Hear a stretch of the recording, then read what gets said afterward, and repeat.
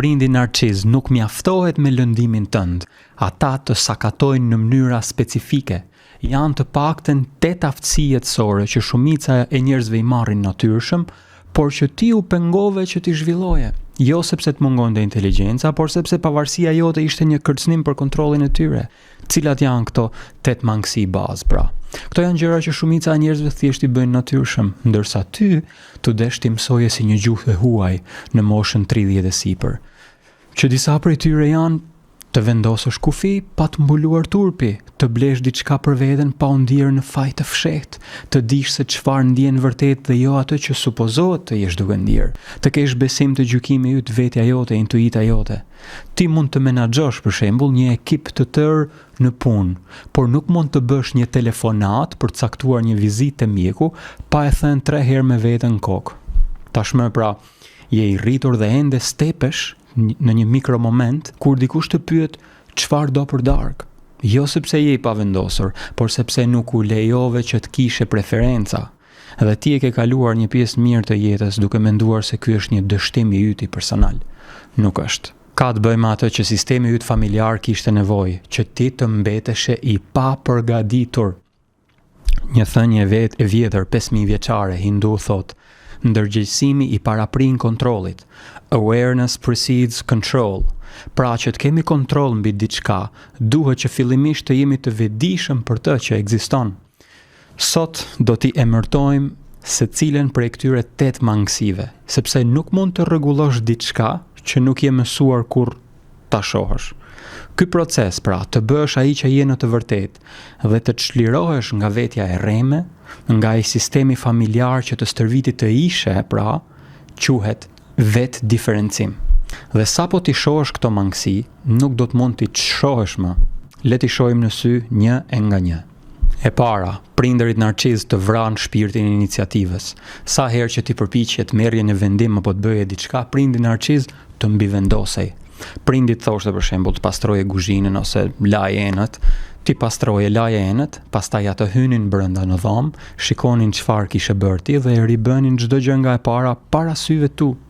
Donjëherë kjo shoqërohej edhe me atë fjalinë e famshme: ja si bëhet kjo punë siç duhet, jo ashtu siç e bën ti.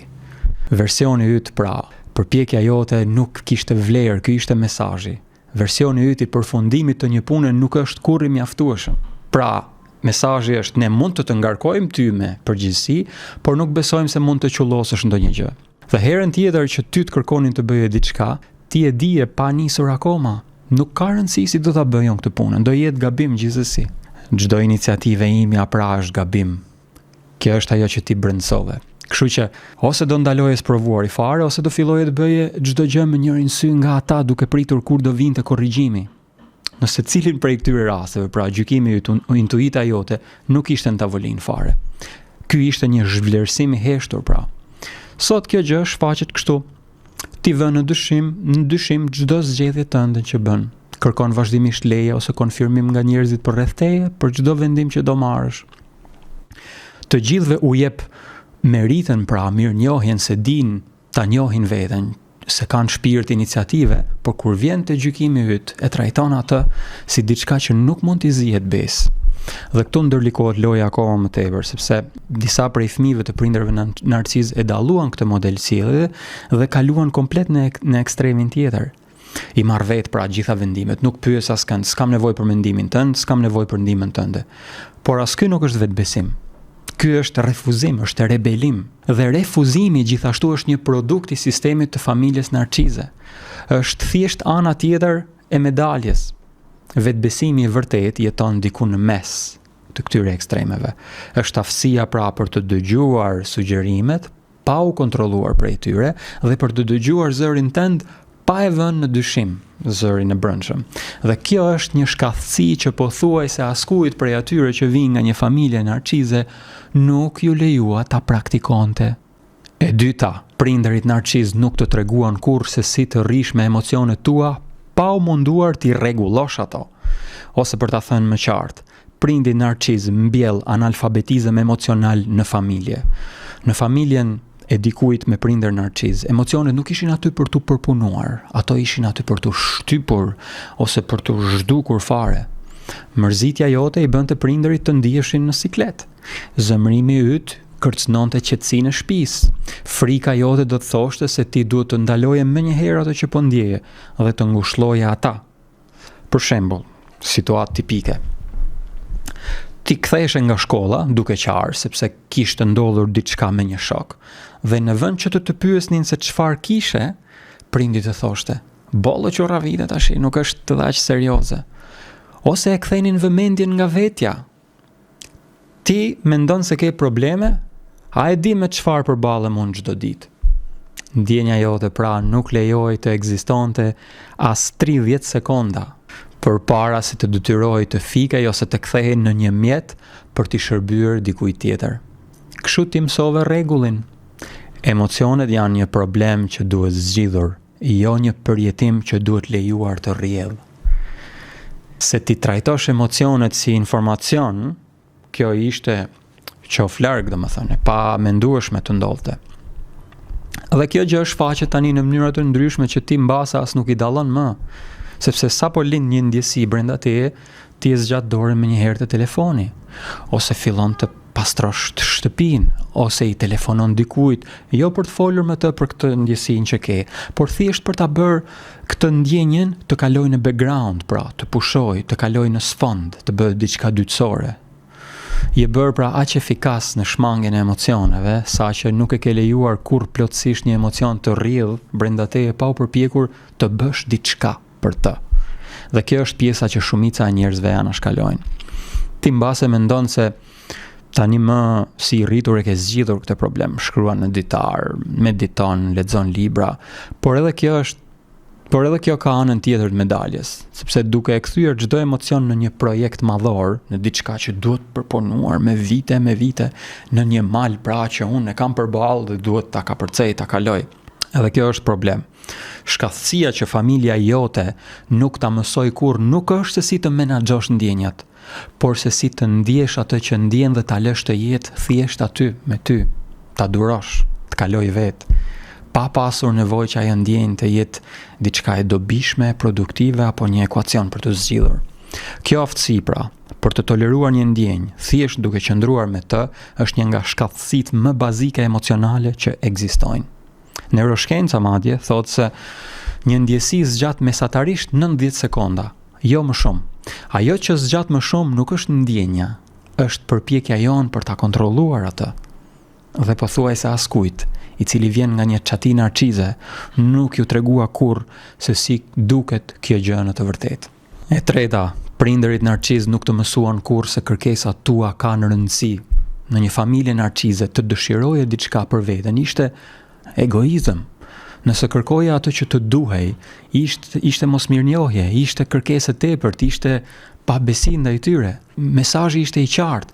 Kërkesat tua janë bezdi, diçka për të cilën duhet të kesh turp, duke filluar që nga gjërat më të thjeshta, si për shembull të thoje se ishe i uritur në një moment të papërshtatshëm, ose kur i kërkoje prindit ndihmë për diçka dhe ajo që merrje si përgjigje ishte kjo: "A mendon se nuk kam punë tjera unë në shtëpinë veç të merrem me ty?" Ti kështu mësove pra se kërkesa jote, çdo nevojë krijonte problem.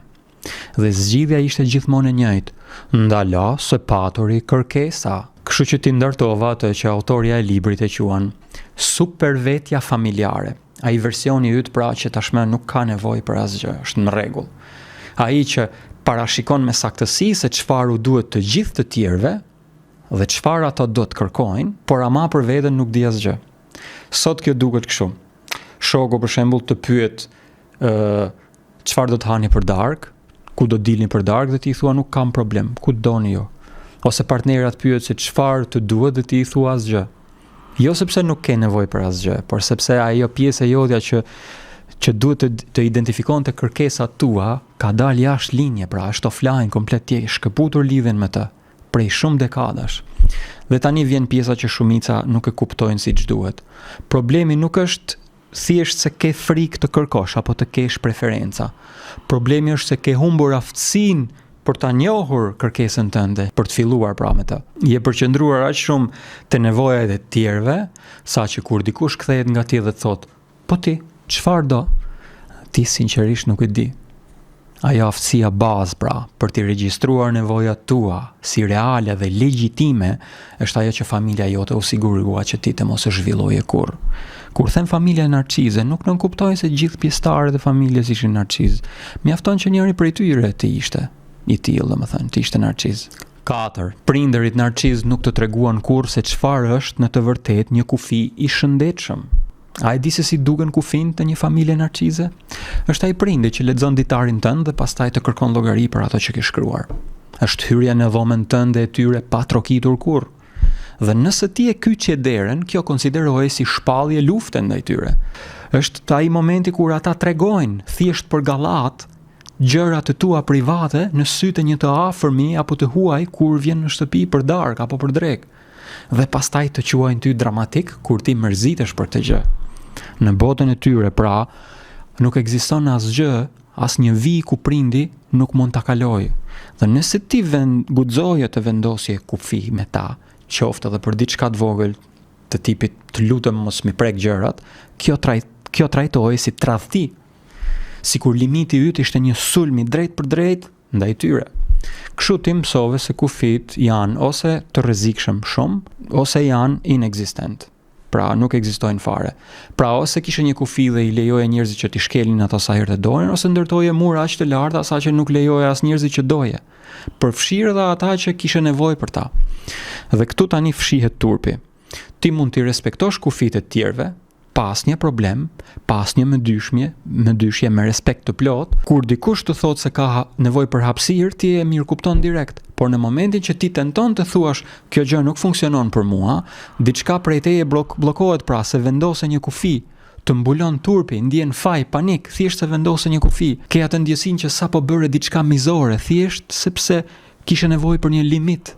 Ky reagim nuk është dobësi nga ana jote. Është ai programi i vjetër pra, që po ekzekutohet në kokën tënde akoma, sepse në familjen tënde të kishe një kufi quhej mizori. Kjo është ajo që të mësuan pra. Dhe ti po ecën ende me ato për kufizim në kokë, edhe pse ai ka vite që nuk është më që shfaqet nga prindërit. Shefi për shembull të kërkon të punosh në fundjavë për 3 herë radhazi. Dhe ti e di që duhet thuash jo, të vendosësh një kufi, por në vend të kësaj ti thua nuk ka problem shef. Dhe pastaj je mërzitur e frustruar të gjithë javën me veten. Shkatësia pra që duhet, këtu nuk ishte thjesht të mësosh të vendosësh kufi. Është të mësosh se të kesh kufi nuk të bën njeri të keq, siç të thonin prindërit dikur. 5. Prindërit narciz nuk të përgatiten kurrë të dish se çfarë dëshiron vërtet.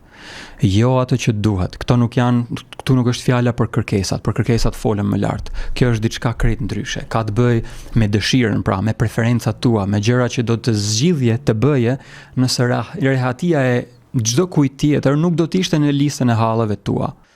Çfarë lloj jete dëshiron? Çfarë gjërash të tërheqen të bësh? Çfarë do të bëje në një të shtunë pasdite kur askush nuk do të kishte nevojë më për asgjë prej teje?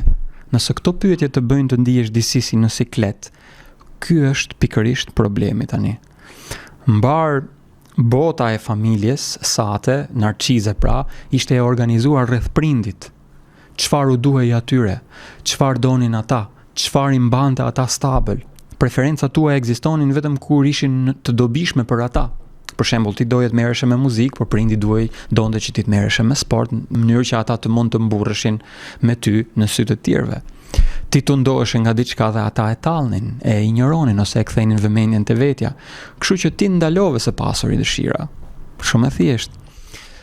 Ishe më i sigurt të mos doje asgjë se sa të doje diçka dhe të përdorej kundër teje.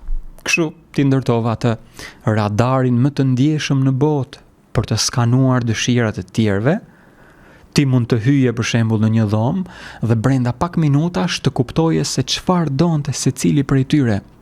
Po kur e ktheje atë radar nga vetja jote, dëgjoje vetëm zhurmë statike. Jo sepse brenda teje nuk ka asgjë, por sepse je stërvitur që të mos akordohesh kurrë me atë frekuencën e brendshme. Tani, ku ndryshon mosnjohja e dëshirave nga mosnjohja e nevojave, kërkesave. Nevojat, pra kërkesat, janë gjëra imediate, jam i uritur, jam i lodhur, kam nevojë për hapësirë. Këto ndonjëherë me kohën mund t'i rifitosh edhe me praktik, nuk është ndonjë problem i madh. Por ato gjëra që do, dëshirat pra, janë identiteti yt, është drejtimi yt në jetë, është përgjigjja ndaj pyetjes për çfarë shërben jeta ime në të vërtetë. Dhe kur ky sinjal është bllokuar, që në fëmijëri, ti nuk ndihesh thjesht e humbur, ti ndihesh sikur nuk ke më një vete të re për të gjetur, për të rizbuluar. Ai hëndeku bosh pra, që krijohet kur dikush të pyet se çfarë dëshiron për veten, nuk është zbrazdi. Është një dhomë atje brenda teje prej të cilës të kanë nxjerr jashtë aq herët sa që ti harrove se ajo dhomë ekzistonte. Por ajo dhomë nuk u shkatrua. Për fat mirë, u mbyll me çelës dhe çelësi ka qenë gjithmonë dhe vazhdon të jetë në xhepin tënd. Te xhepi yt. 6. Prindërit narciz nuk të treguan kurrë se si të mbash përgjegjësi pa të mbuluar turpi. Kujto pak se çfarë ndodhte kur bëje një gabim në familjen tënde. Derdhi diçka, harroje diçka, merri një notë të keqe. Ajo që pasonte nuk ishte një bisedë, ishte një vendim gjykate. Dufma, shikime të vengërta, toni i zëri që thoshte se ti nuk ke bërë thjesht një gabim, por ti je një gabim. Ose mbase ishte më zhurshme dhe më kritike se aq. Mbase ishte një tërbim krejtësisht jashtë dhe çdo lloj proporcioni me atë që kishe bërë në të vërtetë. Dhe ti mësove se edhe një gabim sa do i vogël i vinte tritolin të gjithë shtëpisë. Dhe tani shiko çfarë ndodh tani në anën tjetër. Atë ka ndodhur tani ndonjëherë që prindi yt narciz me sinqeritet të thojë që kam gabuar, më vjen shumë keq dhe ja çfarë do të bëj ndryshe. Jo duke aktruar, jo duke u hequr sikur, jo duke shoqëruar më, po ti më detyrove mua të bëja ashtu. Por thjesht një llogaridhënie e pastër. Shumica atyre fëmijëve as nuk e kanë dëgjuar kurrë një gjë të tillë, as nuk e mendojnë se mund të ndodhte. Asnjëherë të vetme. Kështu ti u rritë pa pasur një model referencë për të imituar se si duket, se si është të bësh një gabim dhe të vazhdosh të jesh përsëri njeri i mirë. Sot kjo shfaqet në dy mënyra. Disa prej jush mbrohen me intensitet dhe agresivitet, saqë edhe një sugjerim i vogël nga dikush duket si sulm ndaj jush. Dikush për shembull thot, "Ej, kjo gjë nuk më pëlqeu." Dhe i gjithë sistemi yt hyn në alert. Sepse nëse e pranon fajin, nuk të duket si një llogaridhënie, se i detyrohesh dikujt një shpjegim. Të duket si asgjësim i identitetit tënd. Ndërsa pjesa tjetër kalojnë në ekstremin tjetër komplet. Kërkojnë falje pafund, përhumben në një spirale mendimesh, bën një gabim në punë dhe deri në mesnat akoma s'ke arritur për ta bindur vetes se je pa aftë, je pa dashur, nuk je njeri normal. Gabimi për ty nuk është thjesht një fakt, është rikonfirmimi i gjitha atyre gjërave që familja jote të kanë thënë ty për veten tënde. Dhe këtu është pika që disave u shpëton nga vëmendja.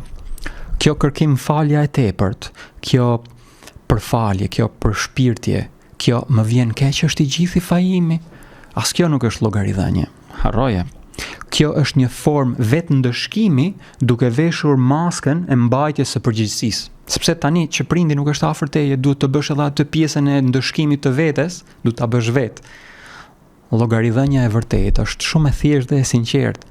Bëra një gabim, ky gabim nuk më përcakton mua se kush jam unë dhe ja çfarë do të bëj herën tjetër.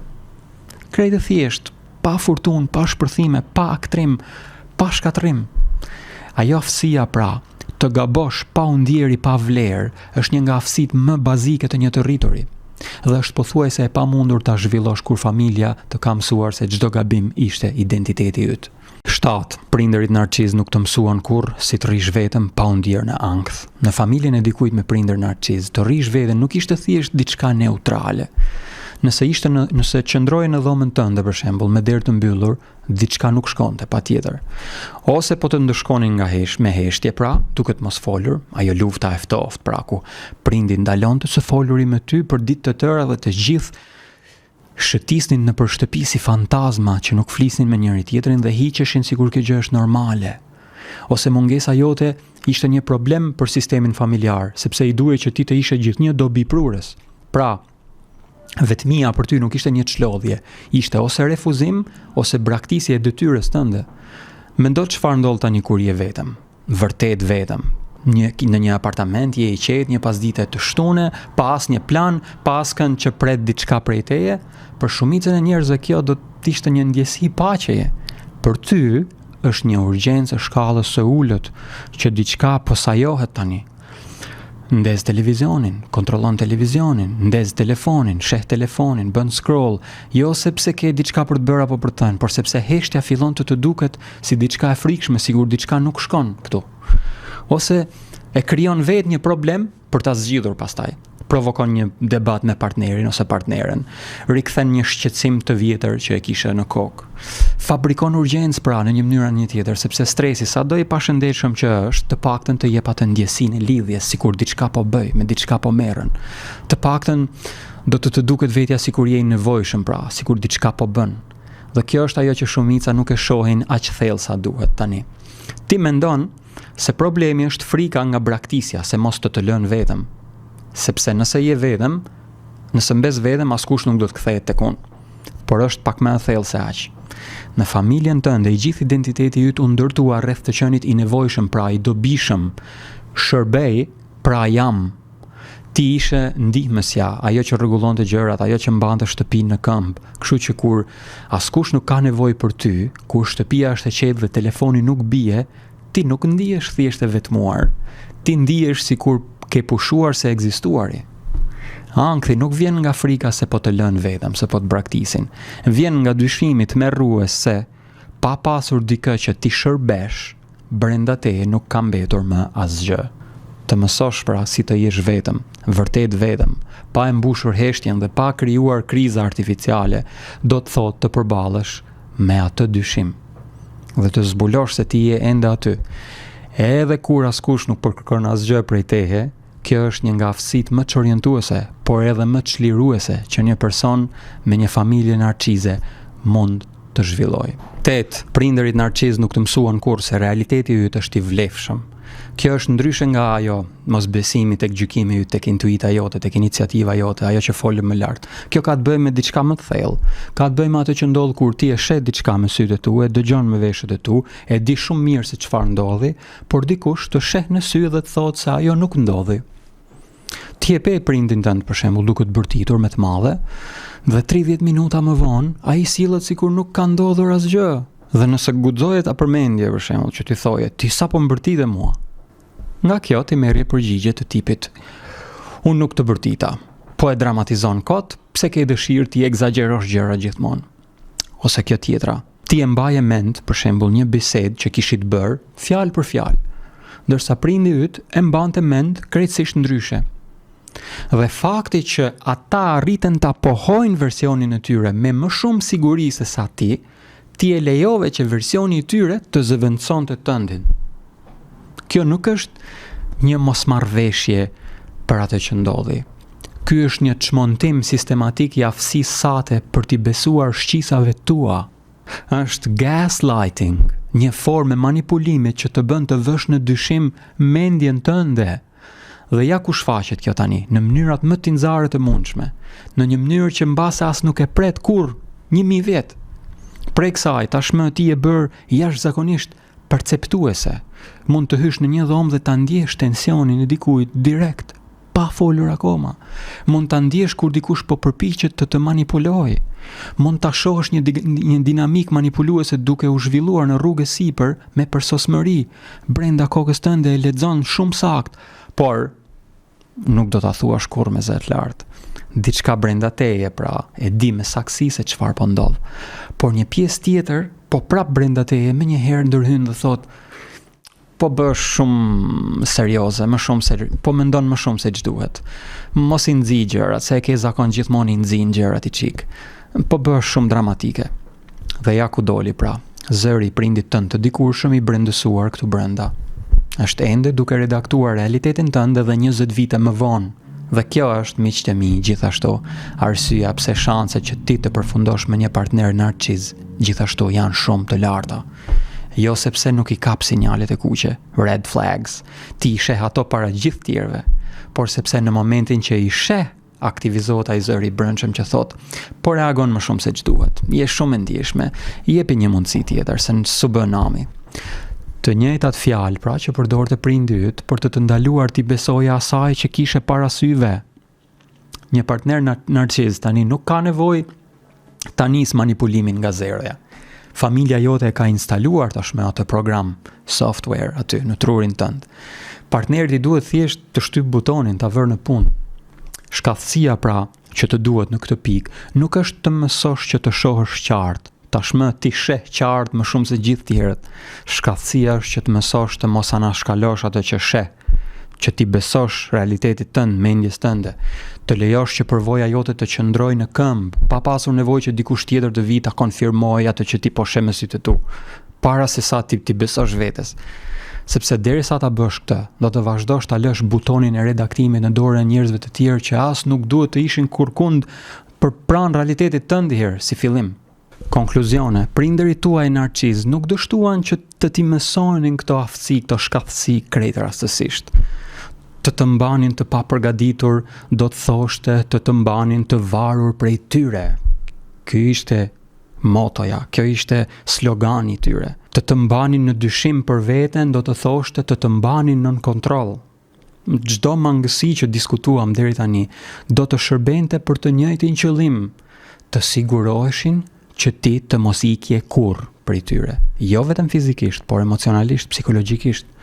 Të siguroheshin pra që edhe si një i rritur, një pjesë e jotja të kërkonte ende miratimin e tyre përpara se sa ti besoje vetes. Me dashje apo pa dashje, ky ishte plani. Por ja çfarë kanë lënë pa llogaritur tani ata. Ti erdhe deri në këtë pikë dhe po vazhdon ta shohësh këtë video.